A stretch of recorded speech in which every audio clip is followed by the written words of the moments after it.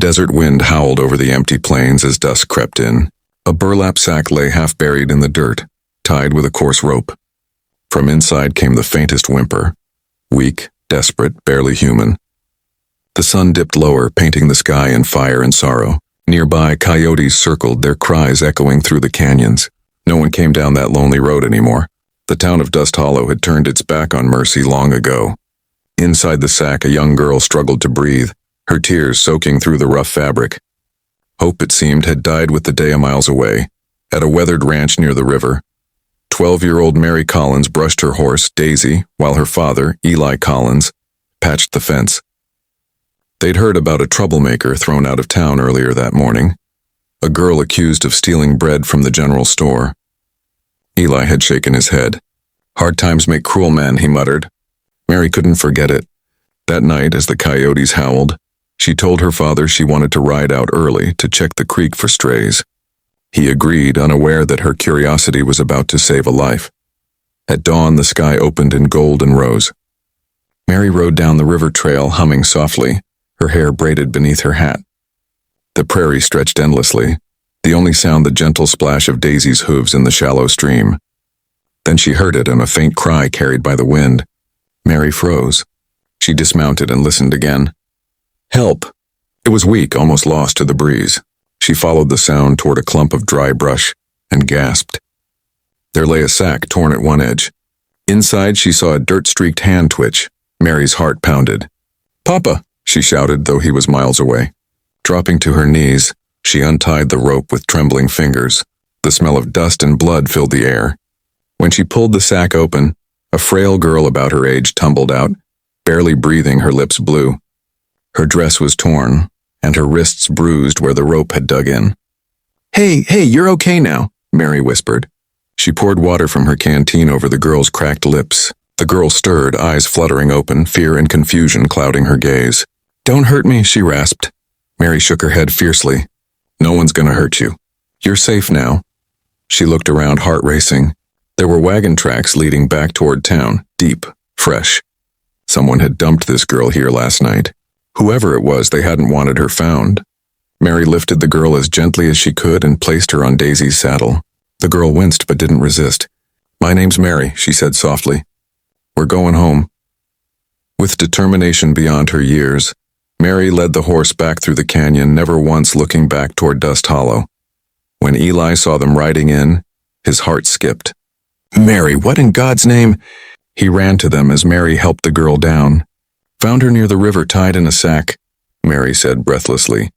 Eli's weathered face darkened. He lifted the girl into his arms, carried her inside, and laid her near the fire. "They left her to die," he said, his voice low with anger. He fetched warm broth and a blanket. "Rest easy, child," he said gently. The girl blinked, tears spilling down her cheeks. Why'd you help me?" she whispered. Eli answered, "'Cause no one else did." Days passed, and the girl, named Sarah, slowly regained strength. She told them her story. Her parents had died the previous winter, leaving her to work for food.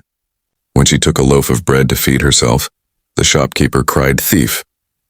The townsfolk tied her up, mocked her, and dumped her beyond the ridge to die. Mary's fists clenched. "That's not right," she said. Eli nodded grimly. "There's a difference between justice and cruelty." He promised Sarah she could stay as long as she needed. For the first time in months, Sarah slept without fear. As spring came, Sarah began helping around the ranch, feeding chickens, gathering firewood, laughing softly with Mary. The two became inseparable. Eli watched them with quiet pride, though he knew the town would not forget. Rumors spread fast in the Wild West. One morning, the sheriff rode up to the ranch, dust swirling behind him. "Heard you got a stray girl here," he said coldly. Eli met his gaze. "She's under my roof now," the sheriff spat. "Town don't take kindly to thieves." Eli's eyes hardened.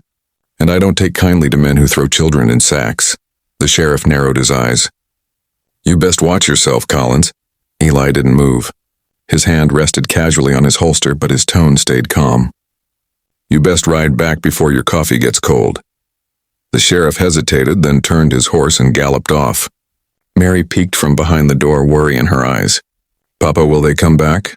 Eli nodded slowly. "Maybe." But this land's built by folks who protect what's right.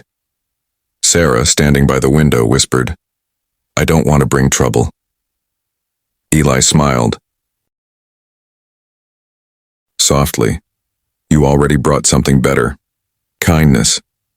Summer came with blistering heat and golden wheat fields. Sarah had grown strong, her laughter echoing across the plains. Mary and she swam in the creek and raced horses in the open valley. But one evening, as they returned, they found the barn door ajar. Inside, someone had carved the word thief into the wall. Sarah's face went pale. Eli clenched his fists. They came while we were gone. That night, he sat by the door with his rifle. They'll try to scare us off, he said quietly. But they'll learn we don't scare easy. The next morning, smoke rose from the ridge. The sheriff and 3 townsmen were riding toward them. Eli stood ready, shotgun resting across his arms. Stay inside, he told the girls. As the riders approached, one shouted, Give us the thief, Collins, and no one gets hurt. Eli stepped forward, calm as the dawn. You'll have to take her over my grave. The men dismounted, hands near their pistols. For a moment, the air stood still, until the sound of hooves thundered behind them.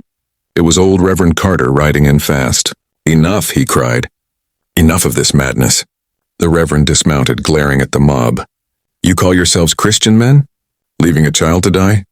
The sheriff's jaw tightened. She stole. She was starving, the Reverend thundered. Silence fell. Even the wind seemed to stop. One by one, the men lowered their heads. Go home, the Reverend said softly. And remember what mercy looks like. The sheriff turned without a word, leading the others away. Eli exhaled slowly, his grip on the shotgun loosening.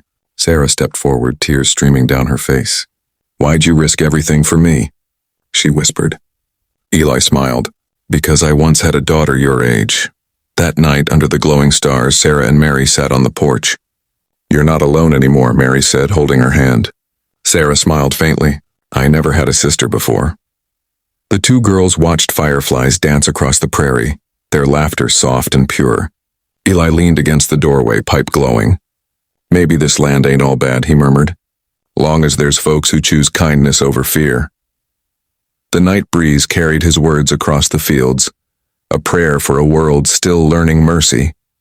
Years passed, and Dust Hollow began to change. The townsfolk spoke differently, ashamed of what they'd done. Sarah worked as a teacher, helping other children who had nothing. Mary became a skilled rancher just like her father, and Eli, older and slower, often sat beneath the oak tree watching them with quiet pride. He'd once been a lonely man on a dying ranch, but saving one life had saved his own heart too. In the Wild West, where law and cruelty often blurred, compassion had built something no gun ever could. A family.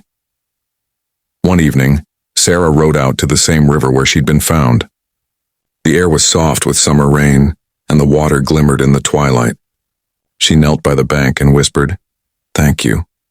Not to anyone in particular, but to the world for giving her a second chance.